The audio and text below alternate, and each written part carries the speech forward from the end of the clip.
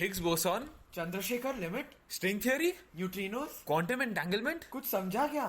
Ever felt bored and confused while reading lengthy physics textbooks or articles? Yeah, on God, bro. I'm Arnav, And I'm Pratham. and welcome to Quark Talk, where we decode all the complexities and simplify these intricate concepts in physics. They may have seemed too complex to understand until now.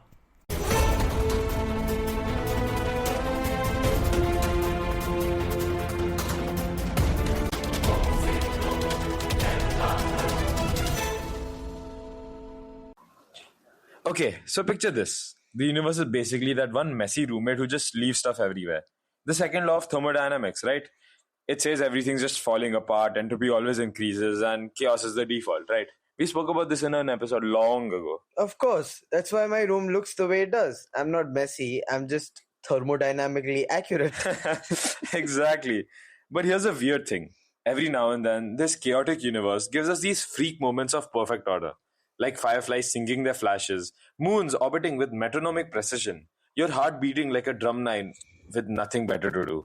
And don't forget synchronized metronomes. You set them off all janky, walk away, and when you come back, boom!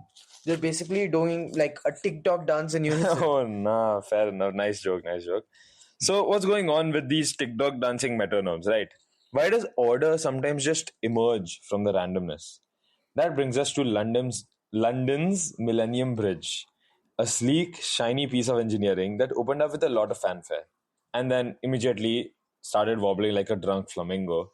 Yeah, it was called the Wobbly Bridge within like 5 hours of its opening. That's sad. Yeah, people stepped on and the thing started swinging side to side like it was trying to vibe to everyone's footsteps. And it did exactly that, literally. Yeah. So the police did what police do best. They tried to restrict access and help people not die. And they used classic crowd control measures like a sonic boom detonator or something like that, right? Yeah, no, I'm just kidding. They didn't do that. But it didn't help. Line just got longer and the bridge is still wobbled like it had stage fright. Eventually they had to shut it down and it cost 18 million pounds and they had to close it for 2 whole years. Imagine the Excel spreadsheet behind that disaster. Imagine the disaster on the or the sadness behind the person operating the spreadsheet of the. Anyways, but here's where it gets cool. This isn't just bad engineering. I mean, it was decent engineering. It looked kind of cool. The bridge. Yeah. You can Google it. But there's a deeper pattern here because apparently synchronized walking on bridge is a known problem. Like the British Army literally has a rule: don't march in step when crossing bridges. I mean, every army has Yeah, they probably has should. that rule Yeah. of not marching in step, but that comes from an incident way back in 1831. Yeah, basically a bunch of soldiers marching across the Broughton Suspension Bridge were all in perfect sync and the whole thing just snapped. And it's not even a new problem.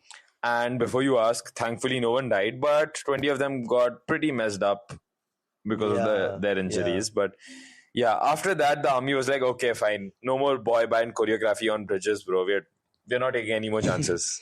And this Millennium Bridge fiasco, well, it was truly bizarre.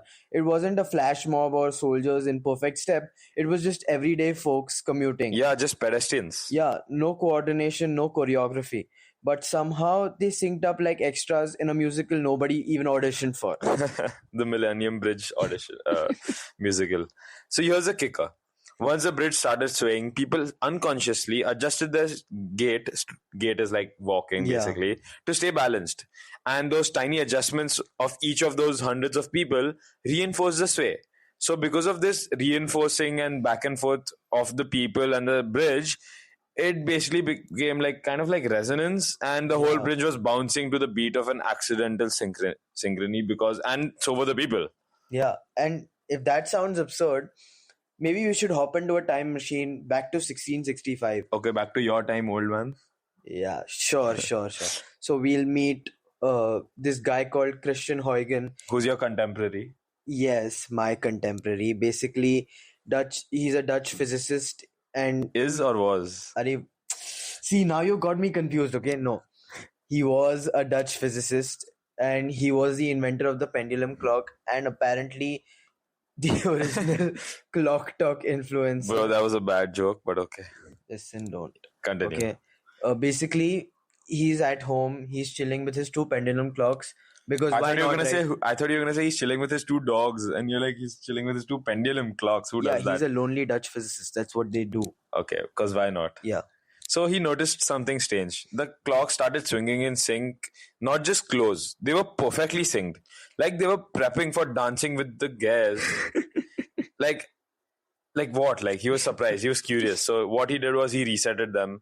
They synced again. And he even tried blocking the air between them. They were still in sync. So like he tried like all sorts of experimental things, like as if he was doing like a physics E for no reason, bro. Like on his Yeah, own. he basically thought that the air currents between the two pendulum clocks were like, Affecting their sync and making them in sync. But he figured that out wasn't the case by just placing a big block of wood in the middle. yeah. So Eventually, he realized that it's just because of the wooden beam that they're hanging from. Vibrations from one clock travel through the beam to the other. It's like basically physics' version of Bluetooth, only with more wood and fewer pairing issues. So basically, the two pendulum clocks were connected to each other by that one plank of wood, and that's what oscillated, and that's what's now called a coupled oscillation. Yeah. When two systems, in this case the two pendulum clocks, are linked in such a way that energy can flow between them. In this case, a very low amount of energy, but it's energy nonetheless, right? Correct. And they eventually, after like let's say a certain small amount of time, like half an hour or so, they eventually fall into rhythm. And it's also how neurons sync in your brain, the neurons. Yeah. And that's also why fireflies sometimes blink in, like they flash their lights in unison, and that's how bridges decide to boogie.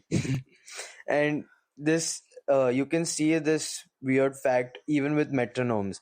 So you put a bunch on a wobbly board and start them out of sync, okay, and soon enough they're ticking together like a mechanical boy band. You can YouTube it. I Yeah, think, Mark Rober. yeah, Mark Rober Yeah. has made like a video where he's like, A lot of them. yeah, more than Even 100 of Veritasium them. has one. Yeah, more than 100 of them. 140, yeah, a Yeah. lot of them. It's oddly satisfying and maybe even slightly terrifying, I guess. I mean, it is more satisfying, so not that terrifying, but yeah. But let's back up, okay? Huygens didn't really just randomly have pendulum clocks lying around, right? In 1656, he invented them to solve a very salty problem. Sailors needed a reliable clock to calculate longitude at sea. The stars were great for latitude, but longitude, you needed time, and old clocks were just absolute garbage. He didn't rely on them at all. Yeah, pendulum clocks basically changed the game. They were far more accurate on land, and on ships, waves made pendulums act like drama queens. So Huygens basically tried to stabilize them with heavy weights and even tried installing backup clocks because maybe trust issues are eternal. Fair enough. And still, the discovery of synchronization while sick in bed wasn't just a quirky anecdote. He was like, Eureka, bro. It opened the door to an entire field of study where scientists have only developed full mathematical models for these coupled systems in the late 20th century. So, like, very recently. And it doesn't stop with just physics. Synchrony shows up in economics, biology, I mean even psychology. You name it, it shows up there. It's like the universe occasionally hits group project mode. Yeah, like, let's go, bro. Teamwork, bro. Yeah, when you get an A on it but you don't even cooperate. Like that kind of Like thing. collaborative science projects. That's such a scam.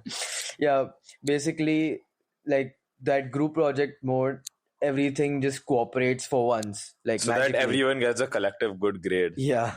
So next time you and your friends start walking in step, don't panic. You're not being mind controlled. You're just starring in your own low budget science experiment, you can say.